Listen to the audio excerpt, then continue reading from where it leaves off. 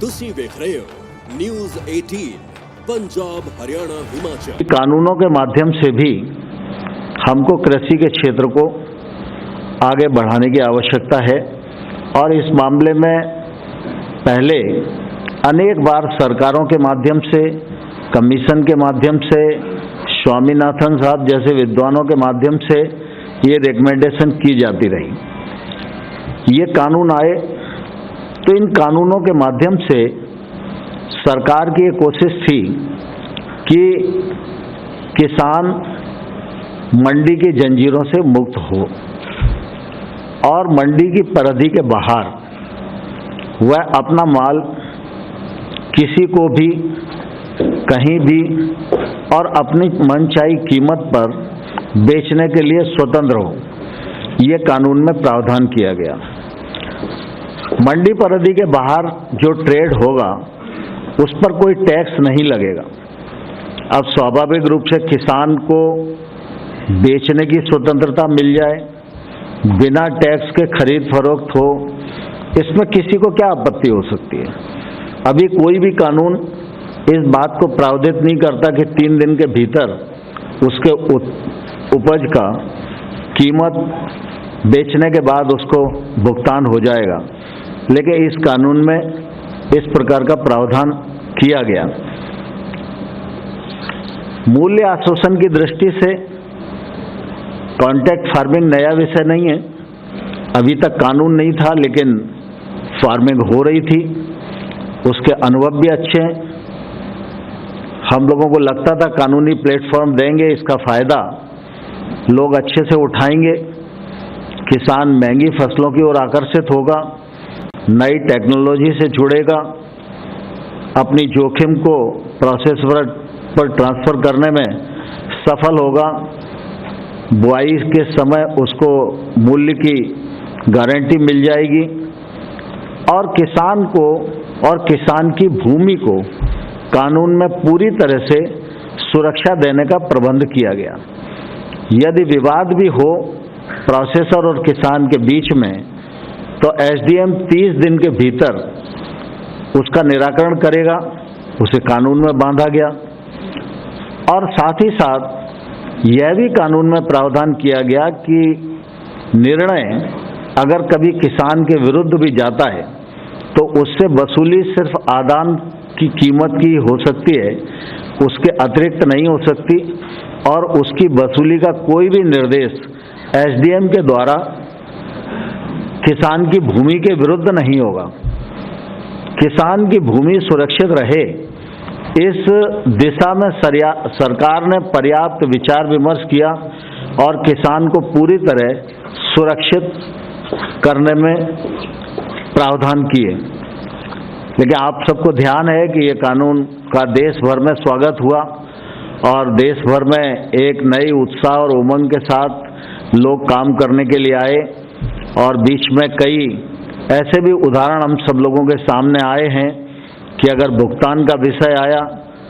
तो इस नए कानून के अंतर्गत महाराष्ट्र के किसान का, बड़वानी मध्य प्रदेश का जिला है, वहाँ एसडीएम ने इस कानून के अंतर्गत तत्काल भुगतान कराया। ओपन ट्रेड में जो किसान गए उसका फायदा भी, व्यापारी गए और किसान दोनों ने जब ट्रेड की तो निश्चित रूप से किसान को बढ़ी हुई कीमत मिली और ये सिलसिला चल ही रहा था। लेकिन बीच में इन विषयों को लेकर कुछ किसान और कुछ यूनियंस आंदोलन की राह पर आ गई। पंजाब के किसान यूनियन के जो लोग थे उनके साथ 14 अक्टूबर को सचिव के स्तर पर बातचीत हुई। 13 नवंबर को मैं स्वयं उपस्थित रहा और साथ ही हम लोग लगातार चर्चा के लिए तैयार थे, विषयों को लेकर वार्ता चल ही रही थी और इसी बीच में 26 और 27 के आंदोलन की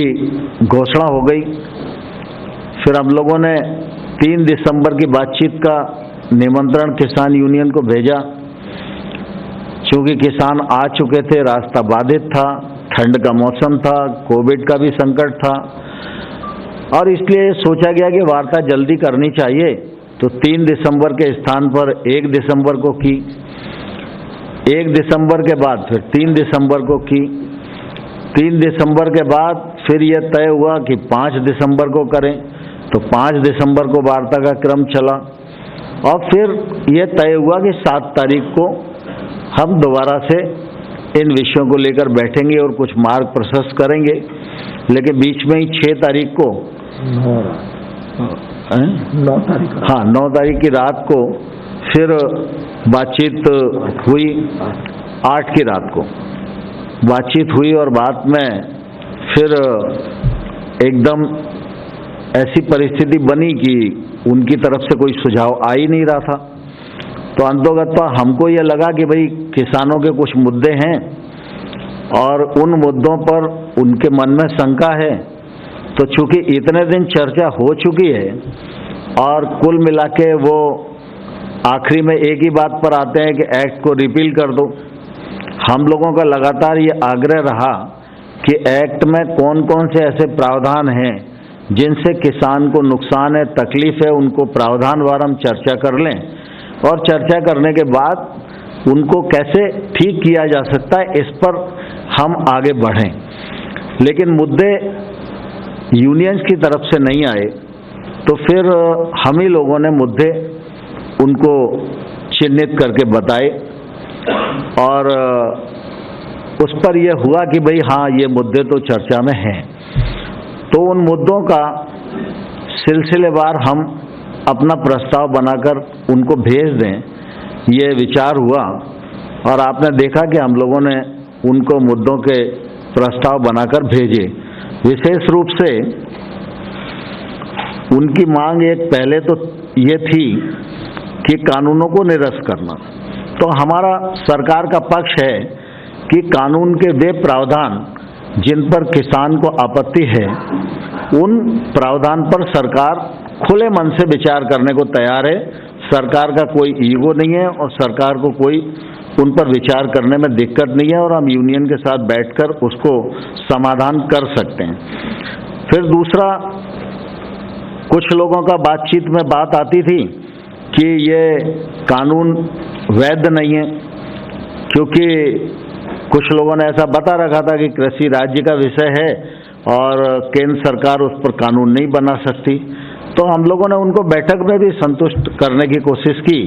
और हमने कहा कि केंद्र सरकार को ट्रेड के लिए कानून बनाने का अधिकार है और हमने ट्रेड से संबंधित ही अपने कानून को सीमित रखा है और एपीएमसी इस कानून से कहीं भी प्रभावित नहीं होती, एमएसपी भी कहीं भी प्रभावित नहीं होती। और ये सब उनको बताने की कोशिश की और फिर उनको हमने यह लिखकर भेजा कि केंद्र सरकार को किन किन कानूनों के अंतर्गत कानून बनाने का अधिकार है। इसी प्रकार से बातचीत में ध्यान में आता था कि उनको ऐसा लगता है कि ये नया जो ट्रेड एक्ट आया है, इस एक्ट में उनकी जो एपीएमसी है वो प्रभावित होगी, क्योंकि उन्हें लगता था कि बाहर टैक्स नहीं होगा और एपीएमसी के भीतर टैक्स है, तो धीरे धीरे ये मंडियां दिक्कत में फंस जाएंगी। तो हम लोगों ने उनसे कहा कि वैसे तो कुल मिला के जो टैक्स लगता है जब किसी भी ट्रेड पर, तो व्यापारी टैक्स की वसूली किसान से ही करता है। अगर टैक्स नहीं लगेगा इसका फायदा अंततोगत्वा किसान को होगा। लेकिन फिर भी अगर आपकी आपत्ति है तो हम लोग इस पर विचार करने को तैयार हैं और इस आशंका पर हम लोगों ने प्रस्ताव दिया कि राज्य सरकार निजी मंडियों के रजिस्ट्रेशन की व्यवस्था भी लागू कर सकेगी और साथ ही ऐसी मंडियों पर राज्य सरकार जो मंडी के भीतर का टैक्स है उसके हिसाब से ही वो बाहर की प्राइवेट मंडी पर भी टैक्स लगा सकेगी। तो उनकी इस आशंका को भी निर्मूल करने की हम लोगों ने अपने प्रस्ताव में कोशिश की है। हमारे एक्ट में ये प्रावधान था कि पैन कार्ड से ही खरीद हो सकेगी। सरकार उस मामले में ये सोचती थी कि व्यापारी भी और किसान भी इंस्पेक्टर राज और लाइसेंसी राज से बच सकेंगे। और थोड़ा खुला प्रावधान करना चाहिए जिससे हर चीज़ थोड़ी सी आसान हो जाए। लेकिन उन्हें ऐसा लगता था कि पैन कार्ड तो किसी पर भी होगा और कोई भी खरीद के भाग जाएगा, तो फिर ऐसी स्थिति में हम क्या कर पाएंगे। तो हमने कहा ठीक है, अगर आपको ये आशंका है तो इसको भी हम विचार करने के लिए तैयार हैं। तो इस आशंका को दूर करने के लिए हम लोगों ने प्रस्ताव उन्हें दिया कि इस शंका के समाधान हेतु राज्य सरकारें इस प्रकार के पंजीयन के लिए नियम बनाने की शक्ति उनको प्रदान की जाएगी, और जिससे कि स्थानीय परिस्थितियों के अनुसार राज्य सरकार नियम बना सके। यद्यपि इस प्रकार का नियम बने और इस प्रकार की व्यवस्था हो, ये प्रावधान हमारे एक्ट में था। जब ये व्यवस्था जो हमने बनाई थी, अगर इस पर शंकाएं कुशंकाएं उठने लगती तो केंद्र सरकार को कानून में ये अधिकार था कि इस प्रकार की व्यवस्था बनाने के लिए वो निर्देश दे सकें। लेकिन फिर भी हमने इस समस्या को भी उनकी एड्रेस करने की कोशिश की। दूसरा उनका मुद्दा था कि आपने विवाद निपटाने के लिए एसडीएम को अधिकृत किया है कानून में, और अपील सिर्फ कलेक्टर के पास होगी। हमको ये लगता था कि गांव में किसान के सबसे नज़दीक अगर मजिस्ट्रियल पावर वाला कोई भी अधिकारी है तो वो एसडीएम ही है। बाकी जितनी भी ऐसी संरचनाएं सरकार की हो सकती हैं जहां विवाद का निराकरण किया जा सकता है, वह सब किसान से कुछ न कुछ ज़्यादा दूरी पर होती हैं। और जुडिशली ये क्षेत्र में हमें लगता था कि छोटा किसान है, छोटा व्यापार होगा, छोटा एग्रीमेंट होगा, तो वो कोर्ट में जाएगा तो कोर्ट में फिर वकील भी बहुत अच्छा करना पड़ेगा, तमाम कागज पत्र लगाने पड़ेंगे, और न्यायालय को तो कहा नहीं जा सकता कि आप इतने दिन में निर्णय दो, और समय लगेगा। न्यायालय पर काम का बोझ भी ज़्यादा है, इसलिए हमें लगता था कि एसडीएम को हम निर्देश कानून में बांध सकते हैं, इसलिए एसडीएम का विषय रखा था। लेकिन उन लोगों को लगता था कि न्यायालय में जाने की सुविधा होनी चाहिए। तो हम लोगों ने इस शंका के समाधान के लिए भी हमने यह प्रस्ताव में दिया कि भाई न्यायालय में जिस किसान को जाना हो तो ये विकल्प भी हम दे सकते हैं, इसमें कहीं कोई दिक्कत नहीं है। फिर कृषक का मूल्य आश्वासन एक्ट के अंतर्गत कृषक और प्रोसेसर के बीच में जो एग्रीमेंट होगा, तो उनको लगता था कि ये एग्रीमेंट रजिस्टर्ड होना चाहिए। तो हम लोगों को इस पर भी कोई आपत्ति नहीं थी, और हमने उनको कहा कि भाई राज्य सरकारों को ये अधिकार देते हैं, और जब तक राज्य सरकार रजिस्ट्रीकरण की व्यवस्था नहीं बना पाती है तब तक कोई एग्रीमेंट होगा तो लिखित में उसकी प्रतिलिपि हस्ताक्षर होने के 30 दिन के भीतर एसडीएम कार्यालय में जमा करना पड़ेगी, जिससे वो दस्तावेज सरकार के अधिकार क्षेत्र में रहे। फिर वो एक बात ये भी आती है बड़ा जोर शोर से, और मीडिया के सामने भी कहा जाता है कई बार कि किसानों की भूमि पर बड़े उद्योगपति कब्जा कर लेंगे। वैसे तो कॉन्ट्रैक्ट फार्मिंग काफ़ी लंबे समय से गुजरात में, महाराष्ट्र में, हरियाणा में, पंजाब में, अनेक कर्नाटक में, अनेक राज्यों में चल रही है। अभी तक कभी ऐसा अनुभव आया नहीं। लेकिन इसके बावजूद भी हम लोगों ने इसका प्रबंध पहले से एक्ट में कर रखा था। कानून में ये प्रावधान किया गया है कि इस कानून के अंतर्गत जो एग्रीमेंट होगा वो प्रोसेसर और किसान की फसल के बीच में ही होगा। किसान की भूमि से संबंधित कोई लीज, पट्टा, करार ऐसा कुछ भी इसमें हो नहीं सकता। दूसरा, हम लोगों ने ये भी कहा था कि अगर दोनों लोग करार करते हैं और फसल का प्रकार ऐसा है कि किसी भी प्रकार की अधोसंरचना खेत पर खड़ी करने की नौबत आती है, तो ऐसी स्थिति में जब करार समाप्त होगा तो जो प्रोसेसर है अपनी संरचना को वहाँ से उठा के ले जाएगा, और अगर वो तोड़ के नहीं ले जाता है तो उसका स्वामी जो है वो कृषक ही होगा। ये प्रावधान हमने पहले से कर रखा है। लेकिन इसके बाद भी उनके मन में ये शंका थी कि अगर किसी प्रोसेसर ने उस अधोसंरचना पर कोई लोन ले रखा होगा तो वो निकल जाएगा और वो लोन किसान के ऊपर आएगा। तो ऐसी स्थिति में किसान को वो लोन पटाना पड़ेगा, तो हम लोगों ने कहा कि ये हम प्रावधान करने को तैयार हैं कि अगर स्पॉन्सर किसी प्रकार का लोन लेने की चेष्टा उस अधोसंरचना पर नहीं करेगा, तो इससे उनकी इस शंका का भी समाधान हो सकता है। दूसरा, वो किसान की भूमि पर कुर्की की व्यवस्था की बात वो लोग बोलते थे कि कुर्क हो जाएगी और नीलाम कर दी जाएगी, तो पहले से ही प्रावधान है, इस प्रकार की कोई संभावना नहीं है। लेकिन फिर भी हमने कहा कि अगर कोई स्पष्टीकरण की आवश्यकता है तो वो स्पष्टीकरण का वो भी हम स्पष्टीकरण देंगे। फिर एक बिजली वाला विषय था, उनको ऐसा लगता है कि बिजली का कोई एक्ट आ रहा है वो किसानों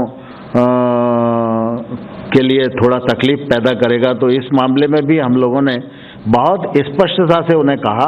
कि राज्य सरकारें बिजली वितरण कंपनियों को वर्तमान व्यवस्था के अनुसार ही सब्सिडी की राशि हस्तांतरित करने की व्यवस्था संशोधन विधेयक में भी रहेगी। इस प्रकार से वर्तमान व्यवस्था में किसानों के संबंध में जैसा चल रहा है वैसे ही चलेगा, कोई परिवर्तन नहीं होगा। Air quality management of NCR ordinance में ये अभी जो ऑर्डिनेंस आया है उसमें पराली वाले किसानों के लिए भी प्रावधान है, तो हम लोगों ने ये कहा कि भाई हम इससे सहमत हैं और निश्चित रूप से इसका समाधान हम करेंगे। और इस दृष्टि से हम लोगों ने एक पूरा प्रपोजल बनाकर उनको कल दिया। उन लोगों ने विचार विमर्श भी किया और फिर भी कुल मिला के उनके सारे जो प्रश्न हैं उन प्रश्नों का उत्तर देने के बाद भी आखिरी में वो लोग किसी निर्णय पर नहीं पहुंच पा रहे हैं। इसकी निश्चित रूप से मेरे मन में भी काफ़ी कष्ट है, क्योंकि किसानों का विषय है और किसान ठंड में इतनी बड़ी तादाद में यहाँ पर बैठे हुए हैं और कोविड का संकट भी है, तो निश्चित रूप से हम सब लोगों के मन में भी रात दिन चिंता रहती है। और इसलिए हम लोगों की लगातार पहले भी कोशिश रही है और अभी भी मैं आपके माध्यम से किसान भाइयों और बहनों को आग्रह करना चाहता हूं कि आप सब ने चर्चा के दौरान जो प्रश्न उठाए थे उन प्रश्नों का समाधान करने के लिए लिखित प्रस्ताव भारत सरकार ने आपके समक्ष भेजा है। आप उन प्रस्ताव पर विचार करें और आपकी तरफ से जब भी चर्चा की स्थिति के लिए कहा जाएगा, भारत सरकार एकदम चर्चा के लिए तैयार रहेगी। और मैं आपके माध्यम से किसानों को यह भी कहना चाहता हूं कि पूरा देश इस बात का साक्षी है। 2006 में स्वामीनाथन साहब की रिपोर्ट आई थी और उस रिपोर्ट में भी लंबे समय तक इंतजार हुआ कि एमएसपी को 1.5 गुना करके लागू किया जाए, लेकिन वो लागू नहीं किया गया। मोदी जी जब प्रधानमंत्री बन गए तब भी ये बात खड़ी हुई थी, तो स्वाभाविक रूप से जब एमएसपी को 1.5 गुना किया जाना है तो वित्तीय भार तो बढ़ेगा ही। लेकिन ये मोदी जी की प्रतिबद्धता किसानों के प्रति थी कि उन्होंने जो लागत मूल्य है उस पर 50% मुनाफा देकर और एमएसपी घोषित करने का निर्णय किया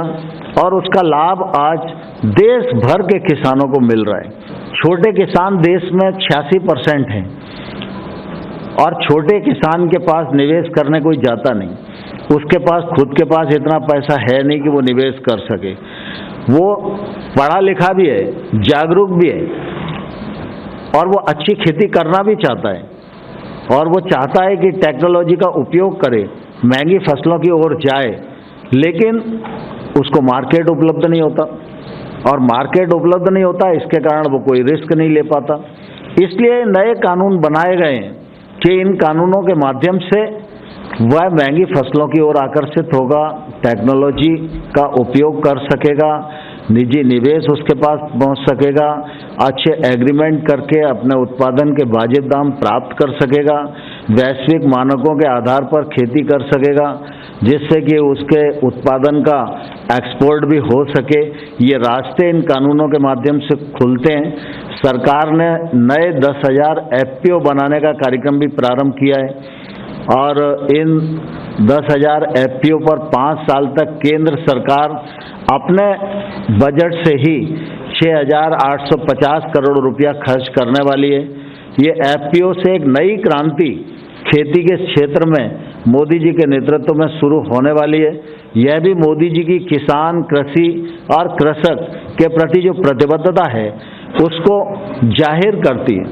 कृषि और संबंधित क्षेत्र में सुधार आए और निजी निवेश गांव तक पहुंचे और वो निजी निवेश के अंतर्गत जो संरचनाएं निर्माण हों वो मूल रूप से किसान के काम आए। अभी संरचनाएं जो बनी हुई हैं वो व्यापारी के काम तो आती हैं, लेकिन किसान के काम नहीं आती, क्योंकि वो बड़े स्थान पर बनी हुई हैं। अगर संरचना खेत के पास होगी, गांव के पास होगी, तो किसान उन संरचनाओं का उपयोग कर सकेगा, चाहे वो वेयर हाउस हो, चाहे वो कोल्ड स्टोरेज हो, चाहे वो अन्य प्रकार की संरचनाएं हों। तो 1 लाख करोड़ रुपए का इंफ्रास्ट्रक्चर फंड उसे घोषित किया। फिशरीज के लिए 20,000 करोड़ रुपए का फंड, एनिमल हस्बेंड्री के लिए 15,000 करोड़ रुपए का फंड, छोटी फूड प्रोसेसिंग यूनिटी के लिए 10,000 करोड़ रुपए का फंड, 4,000 करोड़ रुपया हर्बल पार्क के लिए, मधुमक्खी पालन के लिए 500 करोड़ रुपया। तो लगातार मोदी जी के नेतृत्व में इस बात की कोशिश की जा रही है कि देश को आत्मनिर्भर बनाना है तो गांव को आत्मनिर्भर बनाना पड़ेगा और कृषि को आत्मनिर्भर बनाना पड़ेगा। कृषि और कृषक की निर्भरता किसी पर होगी तो गांव की निर्भरता भी किसी और पर होगी, और जब तक कृषि और गांव दोनों आत्मनिर्भर नहीं बनेंगे तब तक देश को आत्मनिर्भर बनाने का जो सपना है वो पूरा नहीं होगा। इसलिए लगातार आपने देखा होगा, चाहे वो प्रधानमंत्री सड़क योजना के 3rd फेज का मामला हो, चाहे मनरेगा में राशि बढ़ाने का मामला हो,